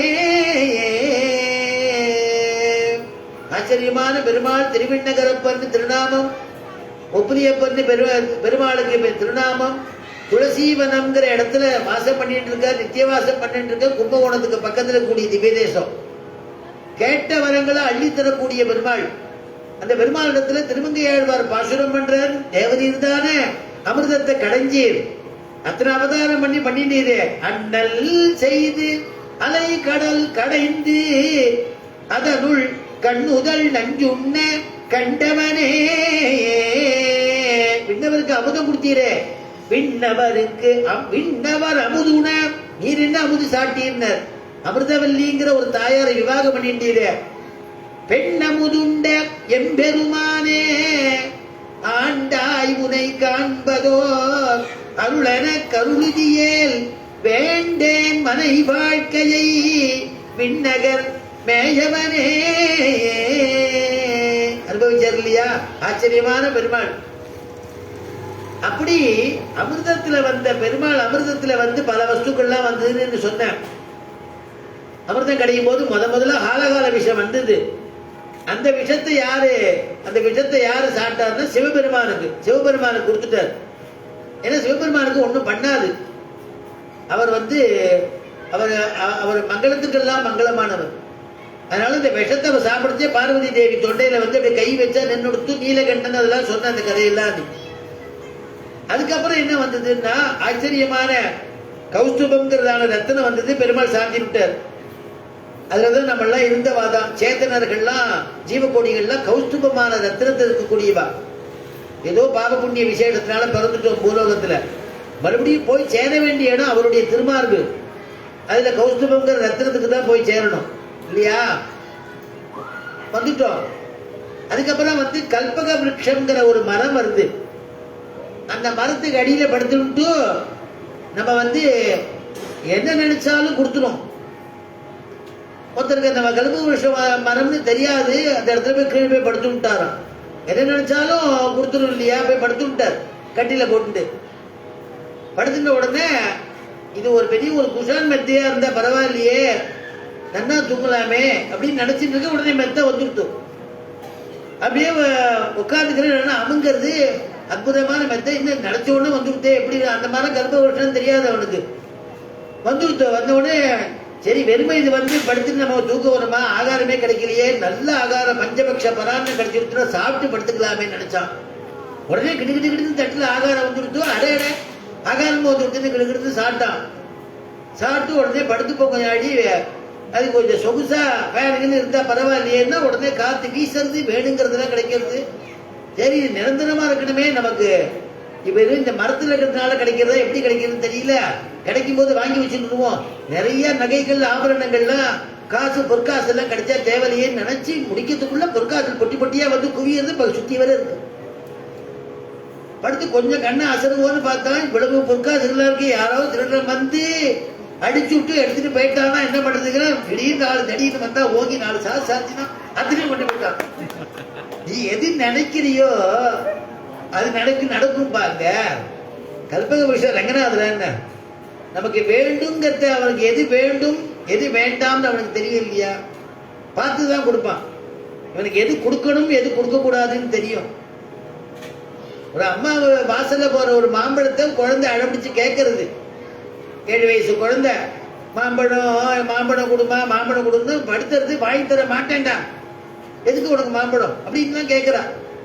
ஏன்னா அவனுக்கு 2 நாளா இருமருது, சளி இருக்கு, அதனால வாங்கி கொடுக்க மாட்டேன்னு சொல்றான். சரி விளையாட போயிட்டு வரேன்னு பக்கத்து தெருக்கு விளையாட போச்சு. அங்க இந்த மாம்பழக்காரன் வண்டி அங்க தள்ளிட்டு வரான். அங்க அந்த அம்மா பார்த்தா அந்த அம்மா அவ குழந்தை கேட்டது மாம்பழம் மாம்பழம்னு கேட்டது. உடனே இந்த குழந்தை எனக்கும் வாங்கி கொடுங்க மாமி, எனக்கும் மாம்பழம்னா பிடிக்கும்னுது. சரிதான், அந்த அவன் மாமிக்கு என்ன வாங்கி கொடுத்துட்டு போயிட்டா. மறுபடியும் இங்க வந்து மறுபடியும் லொக்கு இனிமேட்டு ஜுரம் வந்துருத்தோம். பொருத்தியாருடைய அம்மாவுக்கு இந்த குழந்தை மேல நாட்டம் இருக்கணுங்கிற அவசியம் இல்லை.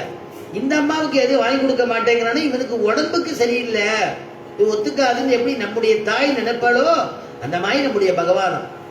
நீ எது வேணா கேட்கலாம், எது கொடுத்தா உனக்கு உகக்கும் இருக்கும், எது கொடுத்தா நல்லதுங்கிறத முடிவு பண்ணக்கூடியவன் பெருமாள்.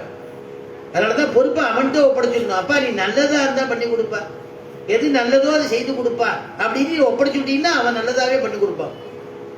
நினைச்சதெல்லாம் வேணும்னா நம்ம பரிபாலிக்க முடியுமா?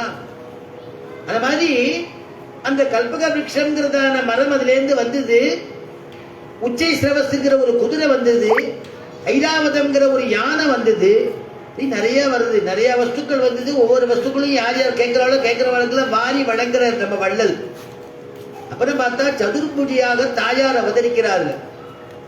தாயார் கையில மாலையோட வர, இவன் வந்து அபேட்ச நிரபேட்சனான எம்பெருமானுக்கு மாலையை போடுறா அப்படின்னு இருக்கு இல்லையா?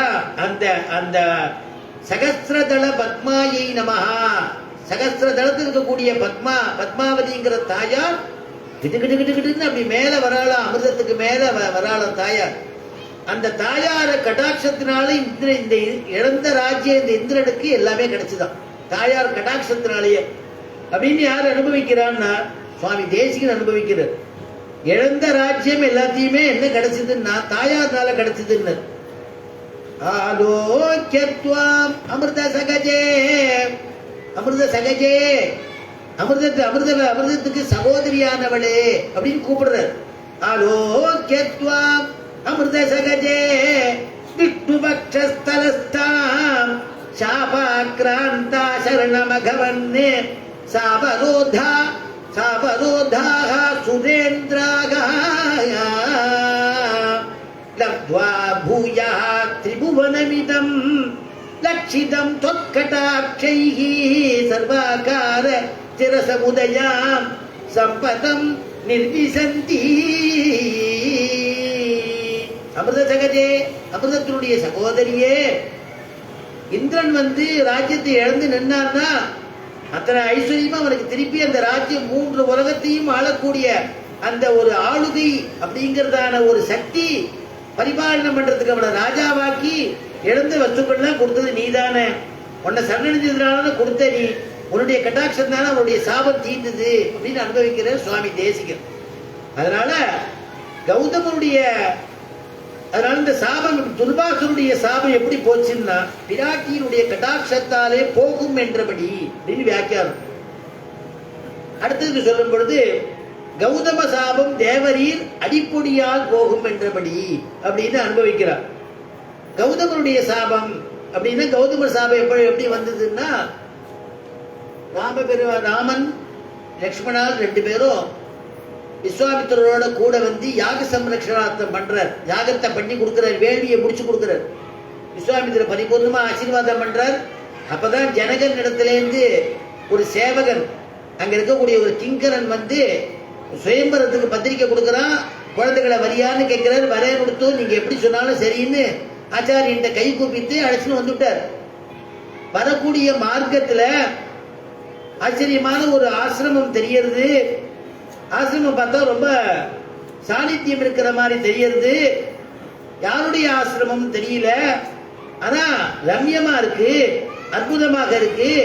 ராமன் விஸ்வாமித்திரரை பார்த்து கேட்கிறாரு, இந்த ஆசிரமம் யாருடைய ஆசிரமம் அப்படின்னு கேட்கிறார். புராணம் நிர்ஜனம் ரம்யம், புராணம் நிர்ஜனம் ரம்யம் பப்ரச்ச முனி புங்கவம் ஸ்ரீமதாஸ்ரம சங்காசம் கிம் திவிதம் முனிவர்ஜிதம் புராணம் நிர்ஜனம் ரம்யம். புராணம்னா பழைய ஆசிரமா தெரியறதே, ரொம்ப வருஷ காலமா இந்த ஆசிரமம் இருக்கும் போல தோன்றதே. நிர்ஜனம், ஜனங்களையே காணுமே. இப்பதான் ஜனங்கள் இல்லாம போயிடுத்தோ. ஏற்கனவே எல்லாரும் பழகிட்டு இருந்தாலோ, ஆசிரமம் நல்லா நடந்துட்டு இருந்ததோ, நிர்ஜனம் ரம்யம், ரம்யமா ரமிக்கும்படியா இருக்கேன். இந்த ஆசிரமம் யாருடைய ஆசிரமம்? பப்ரச்ச முனி புங்கவம். அவர்கிட்ட கேட்கிறார், ஸ்ரீமதாசிரம சங்காசமோ, ஸ்ரீமதாசிரம சங்காசமோ கிந்த்விதம் முனிவர்ஜிதமோ. யாரு ரிஷிங்க இருந்தா, யாரு என்னன்னு கேட்கிறாரு. உடனே விஸ்வாமித்திரர் பதில் சொல்றார், கந்ததே கதயிஷ்யாமி சுனோ தத்வேன ராகவா, கந்ததே கதயிஷ்யாமி சுனோ தத்வேன ராகவா. ஹந்த அப்படின்னு ஒரு ஹந்தன்னா ஆச்சரியம், ஹந்தன்னா ஆச்சரியம்னு ஒரு பதம் போடலாம், ஹந்தன்னா கஷ்டம்னு ஒரு அர்த்தம் பண்ணலாம். ரெண்டுத்தையும் இங்க அன்வயப்படுத்துறாரு. ஹந்த ஆச்சரியம்னா, இந்த ஆசிரமம் இருக்கிறத நான் முதல்லயே ராமனிடத்துல சொல்லணும்னு நினைச்சிட்டு இருந்தேனே, ஆனா எப்படி ராமனே கேட்டான், என்ன ஆச்சரியம், ராமனே எப்படி கேட்டான், ஆச்சரியமா இருக்கே அப்படிங்கிறதுக்கு ஹந்த. என்ன கஷ்டம்னா, அட ஏன்பா ராமா கேட்கிற, அது ஏன்பா பெரிய கஷ்டம், அது ஏன்பா கேட்கிற, எப்படி நான் சொல்றதுன்னு நான் வருத்தப்படுறேன் அப்படின்னு சொல்ல ஆரம்பிக்கிறாராம். என்ன சொன்னார்னா, பிரம்மாவனுடைய படைப்புல அற்புதமான ஒரு சிருஷ்டி பண்ணினார் அகல்யான்னு. அந்த அகல்ய அற்புதமா ரொம்ப இருக்கிறவாளே ரொம்ப அழகா சிருஷ்டி பண்ணிட்டார். அவர் பொண்ணு மாதிரி வளர்த்துட்டு இருந்தார் அகலிய.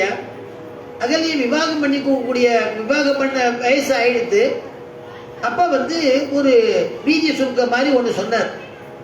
தேவதைகள்லாம் கேட்டா, ரிஷிகள் இல்லாம வந்துட்டா. உடனே அப்ப சொன்னார், யார் இந்த லோகத்தை பூர்த்தியா ஒரு பிரதட்சணம் பண்ணிட்டு முதல்ல வராளோ அவளுக்கு என் பெண்ணை விவாகம் பண்ணி வைக்கிறேன் அப்படின்னு இந்திரன் உடனே கிளம்பிட்டான். நான் போய் பிரதட்சணம் பண்ணிட்டு வரேன் அப்படின்னு இந்திரன் உடனே கிளம்பிட்டான். அப்ப இவர் என்ன பண்ணார், கௌதமர் அங்க வந்திருந்தார். கௌதமர் என்ன பண்ணார், அவெல்லாம் உடனே போயிட்டு எல்லா லோகத்தையும் பிரதட்சணம் பண்ணது, நம்ம என்ன பண்ணலான்னு பார்த்தார். சாஸ்திரப்படியா ஒரு ஒரு சௌரியத்தை அவர் கல்பிச்சுட்டார். அவருக்கு பக்கத்துல, அந்த ஆசிரமத்துக்கு பக்கத்துல ஒரு கோசாலை அவர் வச்சிருக்கார். கோசாலையில அப்பதான் ஒரு பசுமாடு கன்று போகக்கூடிய ஒரு நிலையில இருக்கு. அது முக்கிண்டே இருக்கு, கன்று போடக்கூடிய நிலைமையில இருக்கு. கன்று உடனே கொஞ்ச நாளையில பார்த்தா கன்று போற்றும் போல தோன்றது. அந்த ஒரு சமயத்துல ஒரு 3 பிரதட்சணம் பண்ணிட்டாராம் அந்த பசுமாடு கன்றையும், கன்று போடக்கூடிய ஒரு ஸ்திதியில. அந்த மாதிரி பண்ணினா பசுமாட்டிலேயே 14 உலகங்கள் இருக்குன்னு சாஸ்திரம். 33 கோடி தேவர்களும் வாசம் பண்றான்னு சொல்றோம். சர்வலோகமும் அதுல இருக்குன்னா, அந்த கன்று குட்டி போட்டுட்டே இருக்கும் பொழுது ஒரு 3 பிரதட்சணம் பண்ணினா இன்னைக்கும் யார் பண்ணாலும் பரம பாக்கியம், அது எல்லாருக்கும் கிடைக்காது.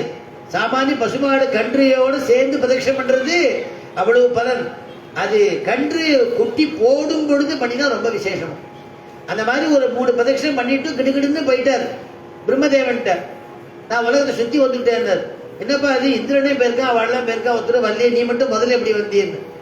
நம்ம ஆத்துல கோசாலை இருக்கு, பசுமாடு கன்று போட்டு இருக்கக்கூடிய சமயம், இதை பயன்படுத்தின சாஸ்திரத்துல இடம் இருக்கு அப்படின்னு வாயை திறக்க முடியல. சாஸ்திரம்ங்கிற ஒரு விஷயத்தை சொன்னவொடனே பிரம்மதேவன் வாயை திறக்க முடியல. அகல்யை கௌதமருக்கு விவாகம் பண்ணி வச்சுட்டார். இந்திரன் வந்தா அங்கேருந்து கல்யாணம் எல்லாம் ஆயிடுத்துன்னு கேள்விப்பட்டா ரொம்ப கோபம் வந்துருத்தோம். கோபம் வந்தாலும் அந்த கோபம் அப்படியே என்ன ஆயிடுச்சுன்னா அப்படியே புடிவாதமா போயிடுது. அகல்யை நான் அடையாம இருக்க மாட்டேன்னு ஒரு சபதம் பண்ணிட்டான். அப்ப அதுக்கு சமயம் காத்துட்டு இருந்தா கௌதமர் வெளியில ஆசிரமத்தை விட்டு வெளியில போச்சு. கௌதமருடைய வேஷத்துல அகலியிட்ட போய் அவன் கௌதமர் நினைச்சுட்டு இருக்கான். ஏதோ ஏமாத்தி அவனுடைய இஷ்டத்தை பூர்த்தி பண்ணிட்டு வந்துட்டான். இதை கௌதமருக்கு தெரிஞ்சு போயிடுது. கௌதமர் பார்த்துட்டார். அப்ப கௌதமர் உடனே இந்திரன் எடுத்தா ஓட்டம் சொரூபத்தோட ஓடி போயிட்டான். அப்ப அந்த அகலிய யாருக்கும் தெரியாதபடி சாம்பல் மூட்டுல ஒரு ஓரமா நீ இருக்க வேண்டியது, யாரும் பார்க்காதபடி இருக்கணும்னு.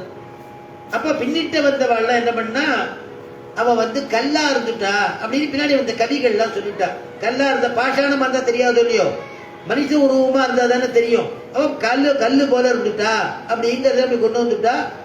அப்புறம் அதுக்கு விமோசனம் என்னன்னு கேட்டா அகல்யா, சுவாமி நான் தெரிஞ்சு பண்ணல, இதுக்கு விமோசனம் என்ன சொல்லுங்க அப்படின்னு கேட்டா. விமோசனம் என்ன? ராமன் அவதரிச்சு வருவான், ராமனுடைய திருவடி வாரம், திருவடி தூள் பட்டு கொடுத்துன்னா உனக்கு சாப விமோசனம் சொல்லிட்டு அவர் அந்த ஆசிரமத்தை விட்டு அவர் கிளம்பிட்டார்.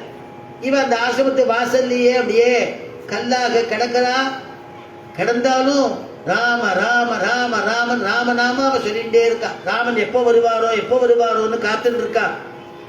இந்த விஷயத்தை சொன்ன உடனே சக்கரவர்த்தி திருமகனான ராமபிரான் நினைக்கிறானா, அடேடே அம்மா இங்கேதான் இருக்காளா, அம்மா மேல கால் படாம இருக்கணுமே, அம்மா மேல கால் தூசு படாம இருக்கணுமே, தாயார் ஸ்தானமா நினைக்கிறானோ சக்கரவர்த்தி திருமகன். அதனால ஜாக்கிரதையா வரணுமேன்னு நினைக்கிறானோ. அப்படியே நினைச்சுட்டே இருக்கும் பொழுதே ஒரு காத்து வீச சக்கரவர்த்தி திருமகனுடைய திருவடியிலே போய் அந்த காத்து பட்டுட, அந்த காத்து பட்டு ஒரே ஒரு தூசு அப்படி பட்டு அந்த கல் எங்க இருந்ததோ அது மேல பட்டுட கிட்டு கிட்டு கிட்டு கிட்டு அப்படியே வளர்ந்து பழைய சொரூபத்தில் அப்படியே ஆயிட்டான். பழைய அழகு எப்படி இருந்தாலோ, அகல்யா எப்படி இருப்பாளோ என்ன, அகல்யா தாரான்னு சொல்லி அவள்லாம் சுமங்கலிகள்ல விசேஷமா கொண்டாடுறது. பதிவிரதா தர்மம், பதிவிரதைகள்னு சொல்றது, பதிவிரதால அவளுடைய பேர் உண்டு. அதனால அப்படி சாப விமோசனம் ஆயிட்டோம்னா அகல்ய கையில அகல்ய நிக்கிறா. அவ சங்கோஜப்படுவான்னு ராமனுக்கு தெரியும். லட்சுமணனை கூட்ட, ராமா லட்சுமணா அம்மாவை சேவிப்பா அப்படின்னார். உடனே இந்த சாப விமோசனம் ஆயிடுச்சுன்னு ஞான திருஷ்டியில தெரிஞ்சுட்டார் கௌதமர். அப்படியே பக்கத்துல நான் தான் அகலியோட ஆத்துக்கார், நான் தான் அகலியோட ஆத்துக்காருங்கிற. பதிவிரதை இல்லையாவ, பதிவிரதா ரத்னம். அதனால சில ஆத்துல தாயார் பிரபாவம் ஜாஸ்தியா இருக்கு இல்லையா, அப்ப அவர் ஆத்துக்கார் நான் இவருடைய ஆத்துக்கார் நம்ம சொல்ல வேண்டியிருக்கு. அந்த மாதிரி இங்க இவர் தபஸ்னால உயர்ந்துட்டா.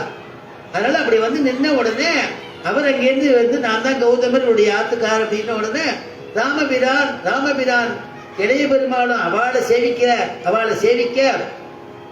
ஏன்னா மனுஷாவதாரத்தினால ரிஷியை சேவிக்க.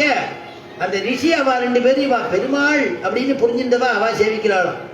அப்படி பரஸ்பரம் அப்படி ஒருத்தருக்குள்ள ஒருத்தர் சேவிச்சிருந்தா பரமாத்மான்னு அந்த ஞானத்தோட அவர் சேவிக்கிறார்.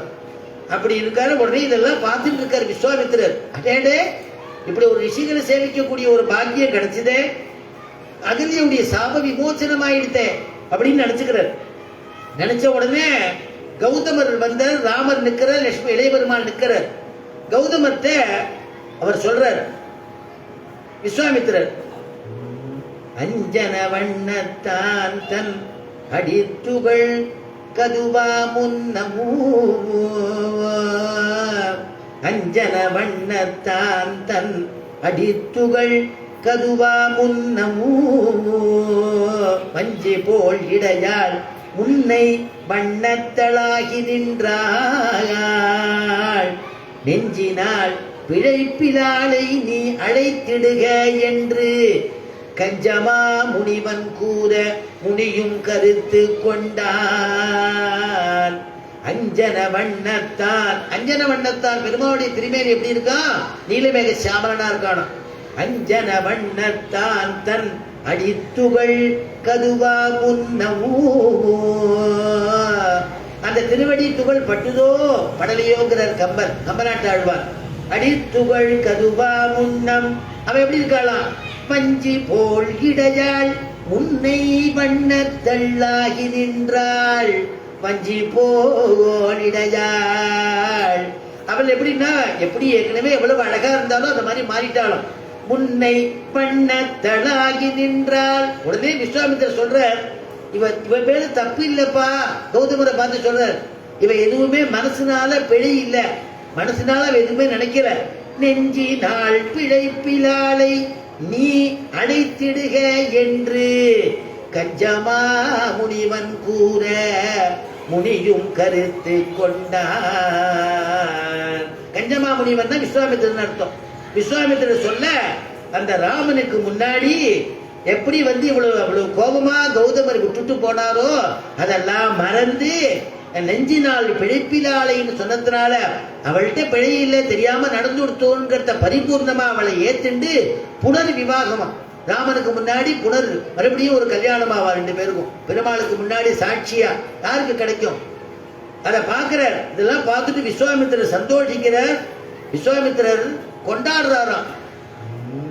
இவ்வண்ணம் நிகழ்ந்த வண்ணம் இனி இந்த உலகுக்கெல்லாம், இவ்வண்ணம் நிகழ்ந்த வண்ணம் இனி இந்த உலகுக்கெல்லாம், உய்வண்ணம் அன்றி மற்றோர் துயர் வண்ண முழுவதுண்டோ, மைவண்ண தரக்கி போரில் மழை வண்ண தன்னலே, மைவண்ண தரக்கி போரில் மழை வண்ண தன்னலே, உள் கைவண்ணம் அங்கு கண்டேன், கால் வண்ணம் இங்கு கண்டேன், கைவண்ணம் அங்கு கண்டேன், கால் வண்ணம் இங்கு கண்டேன், இவ்வண்ணம் நிகழ்ந்த வண்ணம். ராமா, எப்படிப்பட்டதான ஒரு பாக்கியம் எனக்கு கொடுத்திருக்கேன். உன்னுடைய பராக்கிரமத்தை ஒரு சேவிக்கக்கூடிய ஒரு பாக்கியம் கிடைச்சிருக்கே. இவ்வண்ணம் நிகழ்ந்த வண்ணம் உய்வண்ணம் அன்றி மற்றோர் துயர் வண்ண. உன்னை எப்படி சொல்றது? மைவண்ண தரக்கி போரில் விஸ்வாமித்திரர் சொல்ற, நீ அந்த அரக்கி கூட அப்படி யுத்தம் பண்ணினியே, அங்க ஒரு பானத்தினால அடிச்சியே. உன்னுடைய கைவண்ணத்தை அந்த தாடகா வதம் பண்றச்சே நான் பார்த்தேன். கைவண்ணம் அங்கு மைவண்ண தரக்கில் போரில். பெருமாளும் மைவண்ணமா தான் இருக்கானா. ஆனா பெருமாளுடைய மைவண்ணம் எல்லாரையும் ஆக்கிரஷிக்கிற மாதிரி இருக்கு. அவளும் மைவண்ணமா தான் இருக்கா. ஆனா அந்த கருப்பு பயப்படுத்தக்கூடிய கருப்பா இருக்கு. இருட்டு, அந்த பேய் இருட்டுன்னு சொன்னாலே அந்த மாதிரி இருக்கு. ஆனா பெருமாளுடைய கருமையுடையதான நீலமேக சாமரனன் மயில் அப்படி தோகையை விரிச்சு ஆடுற மாதிரி இருக்கான். அதனால மைவண்ண தரக்கி போரில் மழை வண்ண தன்னலே, உள் கைவண்ணம் அங்கு கண்டேன், கால் வண்ணம் இங்கு கண்டேன், கைவண்ணம் அங்கு கண்டேன், கால் வண்ணம் இங்கு கண்டேன் அப்படின்னு அப்படி மோகிச்சு அவ்வளவு அற்புதமா ஸ்தோத்திரம் பண்றாரு விஸ்வாமித்திரர். அப்ப இந்த சாபமானது கௌதமனுடைய சாபம் தேவதையினுடைய அடித்துகளால் போகும் என்றபடி, அதே போல எங்களுடைய சாபம் உன்னுடைய திருக்கண் கடாட்சத்தால் அங்கனிரண்டும் கொண்டு நோக்குதியேல் எங்களுடைய சாபம் தீரும் என்றபடி பிரார்த்திக்கிறாளாம். உன்னுடைய கடாட்சத்தினால எங்களுடைய பாவம் தீரும் அப்படின்னு சொல்லி இந்த பாசுரத்தை அற்புதமாக பூர்த்தி பண்றா. வரக்கூடிய 10ஆம் தேதி நம்முடைய உபன்யாசம் இல்லை. 10ஆம் தேதி வேற ஒரு நிகழ்ச்சி இருக்கிறதுனால அன்னைக்கு மட்டும் இல்லை. ஏற்கனவே நம்ம முடிவு பண்ணபடி 13ஆம் தேதி பூர்த்தியாருது அப்படிங்கிறது ஏற்கனவே சொல்லியிருக்கு. நேற்றுக்கு நாம் அறிவித்தோம். அது 13ஆம் தேதி இல்லை, 14ஆம் தேதியோட ஆண்டாளுடைய திருக்கல்யாண மகோத்சவத்தோட அன்னைக்கு பூர்த்தி பண்ணிக்கிறோம். அதனால் மறுபடியும் அதை இப்போ எல்லாருக்கும் ஞாபகத்துக்காக பிரார்த்திச்சுக்கிறோம். இதுகாரும் இந்த வைபவத்தை கேட்ட எல்லாருக்கும் சகல க்ஷேமங்களும் ஏற்படணும், அந்யோன்ய பாவம் ஏற்படணும். இந்த அப்பார்ட்மெண்ட்ல சத்சங்கமானது, பஜனைகள், சத்சங்கள், கதாசிரவணங்கள் எல்லாரையும் நல்லா அமோகமாக நடந்து எல்லாம் இருக்கணும்னு பெருமாவுடைய திருவடிவாரத்திலையும் ஆண்டாள் திருவடிவாரத்திலையும் ஆஞ்சநேயனுடைய திருவடிவாரத்தையும் பிரார்த்தனை பண்ணிட்டு பூர்த்தி பண்ணிக்கணும். நன்மையும் செல்வமும் நாளும் நல்குமே, தின்மையும் பாவமும் சிதைந்து தேயுமே, சென்மமும் மரணமும் இன்றி தீருமே, இம்மையே ராமா என்ற 2 எழுத்தினால் மங்களம் கோசலேந்திராய மகனீய குணாப்தயே சக்கரவர்த்தி தனூஜாய சார்வபௌமாய மங்களம். ஸ்ரீமத்யை விஷ்ணு சித்தாரிய மனோநந்தன கேதவே நந்தநந்தன சுந்தரியை கோதாயை நித்யமங்கலம். யஸ்மாதேவ மயா சர்வம் சாஸ்திரமக்ராஹினான்யதः தஸ்மை வேங்கடநாதாய மம நாதாய மங்களம். ஸ்வஸ்தி பிரஜாப்ய பரிபாலயந்தாம் ஞாயேன மார்கேண மகீஷாக கோப்ராஹ்மணேभ्यः சுபமஸ்து நித்யம். லோகாः சமஸ்தாः சுகினோ பவந்து.